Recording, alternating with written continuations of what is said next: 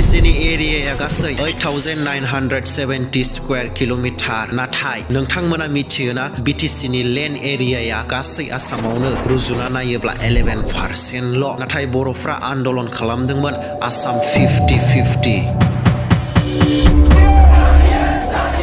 लोगोफोर BTR गोरोबथा जानाया 5 बोसोर कमप्लिट जाबायानो नाथाय माखासे दफाफोरा मावफुंजायासै माखासे दैदेनगिरिफ्रा सनितपुर आरो बिश्वनाथ जिल्लानि जेंनाफोरखौ 6 दानावनो मावफुंजोबनायनि खोथा होदोंमोन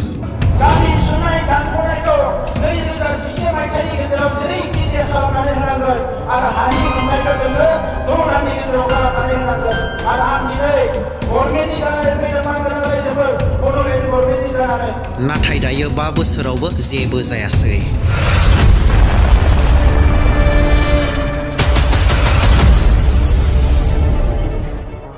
ओरैनो नायोब्लाथ' सनितपुर आरो बिश्वनाथ जिल्लानि माखासे बर' गामिफ्रा गोबां आनडेभेलप दासिमबो जौगानायनि मोजोमसे थांखि लानानै सनितपुर आरो बिश्वनाथ जिल्लानि बर'फोरा दासिमबो नेनानै दं BTR खौ जुदि बे दफाफोराव मावफुंजामाराब्ला बेनि दायनिगिरिया सोर जागोन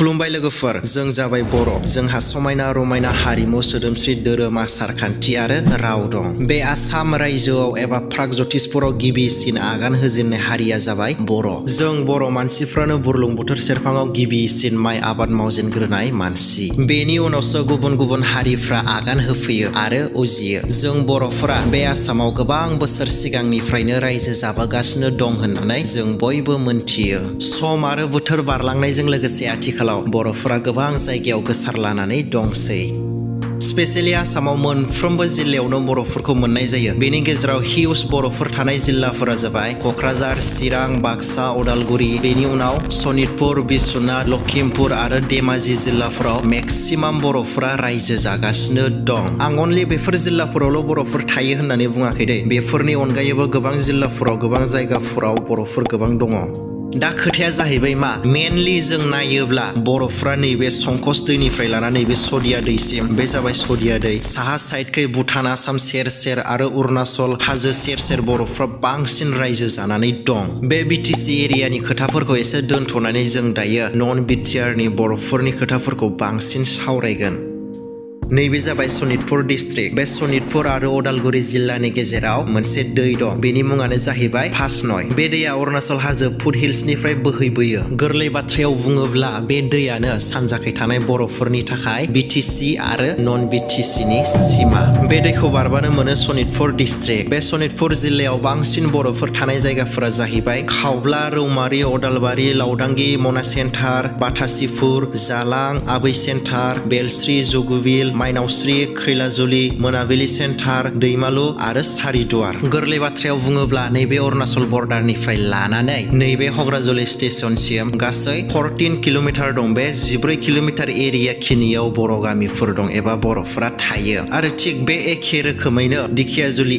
एरियायाव आसाम अरुणाचल बर्डारनिफ्राय लानानै नैबे बाथासिसिम 17 किल'मिटार दं बे 17 किल'मिटार एरिया खिनियावहाय बर'फोरा थायो आरो बेलस्रियाव 7.3 किल'मिटार खिनि एरियायाव गामिफोर दं अरुणाचल बर्डारनिफ्राय बे 11 किल'मिटार एरिया खिनिया सनाय रुफाय वाइल्ड लाइफ सेन्चुरियाव गोलैयो राङाफारायावबो नैबे 18 किल'मिटार एरिया खिनियावहाय बर' गामिफोर दं आरो नै ओरैजा थाबाय नामेरि नेशनेल पार्क थिग बे एखे रोखोमैनो बिश्वनाथ जिल्लायावबो अरुणाचल हाजो सेर सेर गोबां बर' गामिफोर दङ नैबे देलायस्रि दावालि सेन्टारनिफ्राय लानानै ओरैजा गफुर दैमालु सेन्टारसिमहालागै नैबे खिनि एरियाफोराव गोबां बिबांनि बर'फ्रा रायजो जागासिनो दङ नैबे खिनियाव थाबाय बेहाली वाइल्ड लाइफ सेन्चुरि बेखिनि एरियाफोराव बर'फोरल' थायो बे नङा गुबुन हारिफोरबो दङ खन्द खन्द दा खोथाया जाहैबाय मा आंनि हिसाबाव नैबे सनितपुर आरो बिश्वनाथ डिस्ट्रिक्टनिफ्राय बेखिनि एरियाफोरा BTR आव हाबथारनांगौ आरो बेजों लोगोसे नैबे सनाय रुफाय वाइल्ड लाइफ सेन्चुरि आरो नामेरि नेशनेल पार्कआ बे BTR नि सिङावनो थाथारनांगौ अब्ला जोबोद मोजां जागोन सनाय रुफाय वाइल्ड लाइफ सेन्चुरिखौ जेवेल अफ आसाम होननानैबो मिथियो। 1998 मायथाइयाव सनाय रुफाइखौ वाइल्ड लाइफ सेंचुरी हिसाबै डिक्लेयार खालामो। बे सेंचुरियाव व्हाइट विंडसवुड डाक माने मोनसे रोखोमनि हांसो, बर'आव मा होनो आंबो मिथिया, बेखौ मोननाय जायो आरोना। बेजों लोगोसे मैदेर, मै, गं थसे गोनां गान्दा, लख्रा, मोसा आरो माखासे मोननो थाङि मावजिफोरजों लोगोसे गोबां जुनादफोर मोननाय जायो। आरो नैबे नामेरिखौ 1985 मायथाइयाव वाइल्ड लाइफ सेंचुरी हिसाबै डिक्लेयार खालामदोंमोन आरो 1998 मायथाइयाव नेशनेल पार्क हिसाबै डिक्लेयार खालामो आरो 2000 मायथाइयाव मोनसे टाइगार रिजार्भ हिसाबैबो डिक्लेयार खालामबावो। बे नामेरिया माखासे गोमालांनो हमनाय जिब जुनादफोरनि थाखाय जोबोद मुंदांखा, जेरै व्हाइट विंडसवुड डाक मोनसे रोखोमनि हांसो, बर'आव मा होनो आं बेखौ मिथिया। बेनिफ्राय स्लथ बेयार, बेबो मुफुरानो आरोना, एसे गुबुन टाइपनि मुफुर। बेनिफ्राय टाइगार लेपार्ड, बेयो लख्राथां मोसाथां मोनसे रोखोमनि जुनाद बेबो। बेनिफ्राय क्लाउडेड लेपार्ड, मोसाबो नंजोबा लख्राबो नंजोबा, बर'आव मा होनो आंबो मिथिया बेखौ। बेनिफ्राय साम्बार मै, मोसौ मैसो, इन्डियान विल्ड डग एबा हाग्रानि सैमा आरो मोनब्रै रोखोमनि हर्नबिल दाउ, माने गुबुन गुबुन मोनब्रै रोखोमनि हर्नबिल दाउनि थाखाय बियो जोबोद मुंदांखा। बेनि अनगायैबो नामेरिखौ हार्ट्स अफ एलिफेन्ट होननानैबो मिथिनाय जायो। दा बेयो क्लियार जाबाय।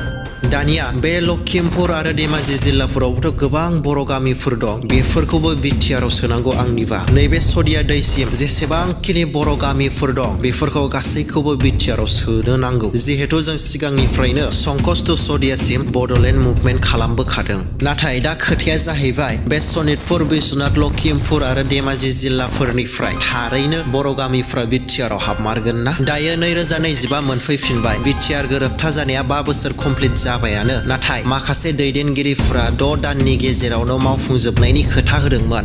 गामि सुनाय दानख'नायखौ 2011 मायथाइनि गेजेराव जेरैखि जाया खालामनानै होनांगोन आरो हानि मोनथायखौ जोंनो 6 दाननि गेजेराव खालामनानै होनांगोन। आरो आं दिनै गभर्नमेन्टनि जानानै फैदों गोनां रायजोफोर, बड'लेण्ड गभर्नमेन्टनि जानानै। नाथाय दिनै फैयै फैयै 5 बोसोरावबो जेबो जायासै। सिम्पल आरो गोरलै बाथ्रा, बयबो मिथिजोबखानाय, बे 5 बोसोराव BTR नि बाहेरायाव थानाय बर'फ्रा जेबो मोनाखै। आं बेफोर बाथ्राफोरखौ रावनिबो पार्टिफोरनि साइड लाना बुङाखै, रियालिटियाव जा जादों बेखौसो बुंदों। आं गिबियावनो बुंना होखाबाय बे बाथ्राखौ।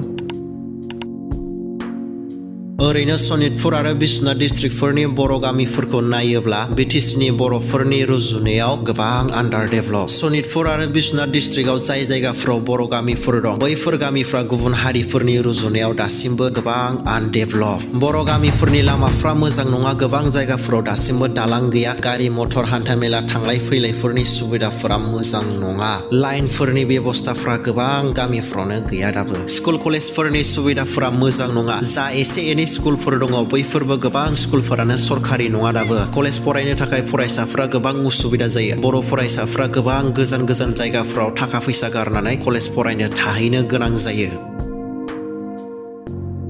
गुबुन फारसे बर' गामिफ्रा हाजो सेर सेर थानायलाय आरो माखासे गामिफ्रा रिजार्भ एरियाफोराव थानायलाय सरकाराबो बांसिन खाबु मोनो बर'फोरखौ नासयनो थाखाय। सरकारा बेयाव थानाय बर'फोरनि थाखाय जेबो डेभेलपमेन्टनि खामानिफोर मावनानै होआ। दा बेफोर गासैबो प्रब्लेमफोरनिफ्राय बारग'नो थाखाय सनितपुर आरो बिश्वनाथ जिल्लानि बर'फ्रा मोजोमसे जौगानायनि थांखि लानानै दिनैसिमबो नेनानै दं BTR खौ, आरो गोबां आसा खालामदों BTR सरकार आरो आसाम सरकारा थाबैनो मावफुंगोनखौ। नाथाय बे दफाया मावफुंजामारगोन ना जाया, बे सोंथिया बयनिबो गोसोआव सिखांदों दायो, मानोना गोबां सम बारलांबाय दाबो जायाखै। जुदि बे दफाफोरा मावफुंजामाराब्ला बेनि दायनिगिरिया सोर जागोन?